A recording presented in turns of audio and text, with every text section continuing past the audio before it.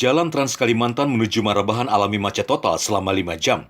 Kemacetan terjadi tepat di kawasan Gampa Asahi, Kecamatan Rantau Badau, Kabupaten Barito Kuala sejak pukul 13 WITA pada Sabtu siang. Kemacetan terjadi setelah akses jalan satu-satunya tertutup oleh 2 buah truk yang terperosok di lubang jalan yang sama dengan posisi bersebelahan.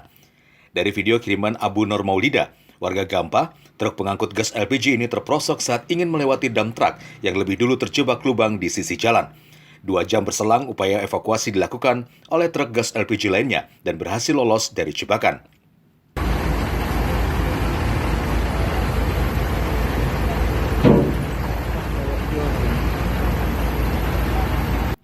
Namun kemacetan masih terjadi karena dam truk masih terperangkap di lokasi. Akibatnya antrian macet semakin panjang, membuat Pemkab Batola mengirimkan alat berat ke lokasi. Sekitar pukul 18 WITA, truk akhirnya bisa dievakuasi setelah ditarik menggunakan ekskavator. Hingga petang tadi, arus transportasi mulai bisa berjalan kembali setelah 5 jam terkunci. Dari Gampa, Barito Kuala, Abu Nur Malida, netizen Kalsel 1net.